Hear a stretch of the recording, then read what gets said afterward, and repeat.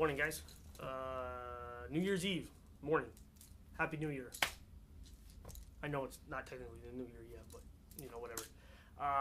Quick video this morning. I tried recording this a couple different times. Now it went a lot longer and I got off track. So hopefully I'm going to stay on point with this. Ephesians 5, verses 22 through 33, talks about husbands and wives. I'm not talking about wives this morning. I'm talking about husbands. So today is the day when a lot of goals, resolutions, whatever you want to call it, are made for the upcoming new year. And I really am not big into that stuff because to me life is ongoing. It doesn't matter what the year on the calendar is. Doesn't matter what the date is. Things don't change. I'm still responsible for particular things every day, out of every week, out of every month, out of every year. So I really don't set goals and stuff like that. I have goals that are ongoing right now. But I decided, hey, what the heck? If I'm going to make one resolution this year, it's going to be based off of something that I found in Scripture. And lo and behold, this morning, God brought Ephesians 5 to me, and particularly, like I said, verses 22 through 33, where it talks about husbands and wives. Not talking to the wives this morning. I'm very supportive of woman's role in a marriage, and and I have a very, very positive view of it. I do have things I need to work on. You can ask my wife about being better about certain things. But it's been it's been a 6.5-year journey for us, which is how long we've been married. And but our marriage has grown a lot, and I'm thankful to God for that. I'm thankful to God for humbling me in certain areas and helping me to grow as a husband. And and I know I still have ways to go, but I've come quite a long way from where I was before, even though I have much further to go. But husbands, this morning, you can talk all you want about what our wives are called to do, but ultimately we are called to greater responsibility in our marriage than our wives are, believe it or not. Out of all of the adjectives and all of the commands and all of the actions that are called for wives and husbands to do in this particular piece of Scripture, we have the greatest. For in this particular passage of Scripture, in we'll just start in verse 25 where it starts. Husbands, love your wives as Christ loved the church and gave himself up for her to make her holy, cleansing her by the washing with water through the word, and to present her to himself as a radiant church without stain or wrinkle or any blemish, but blameless and holy. I don't need to go any further than that. We are called to love. And out of all of the other things that we're called to do, or our wives are called to do in those 11 passages of Scripture, we are called to do the greatest thing. Because the first commandment is what? Love the Lord your God with all your heart, all your mind, all your soul, and all your strength. Second commandment is love others as you would love yourself. So out of all those things, we have the greatest responsibility because we are called to love our wives as Christ loved the church. Christ died for the church.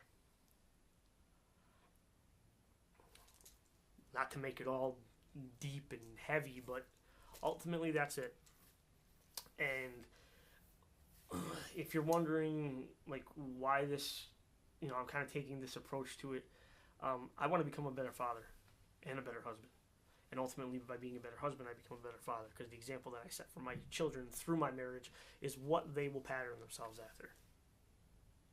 So that is the example that I want to follow. But other than that, too, unfortunately, our world has kind of twisted the view of what it means to be a husband. And it's not cool. It's really not cool. I see guys walking around calling themselves men and who have destroyed their marriages, or who have marriages that are dominated by their wants and their decisions. And yeah, we are called to be the head of the household as Christ is called to be the head of the church, but that is with having great care and an unconditional love for those that we are responsible for. It's not a selfish thing. It's not a greedy thing. It's not a power thing. It's a responsibility thing. It's a humbling thing. And it's an exercise in placing the needs of others before our own. It's not about what we want. It's not about our dreams. It's not about our goals. I mean, it can be if those dreams and goals are beneficial to our families, realistically. But if they're only beneficial to us, modify them or get rid of them. Our responsibility comes to our wives, and for those of us who have kids, to our children. That's what it means to be a husband and a father if you have kids. So, yeah. I know I posted a challenge video earlier this week, a couple days ago, about doing more in God's kingdom. But I got another challenge for you. You need to do more in your household. Because even the best husbands can be better. Even the best dads can be better. I want to be better.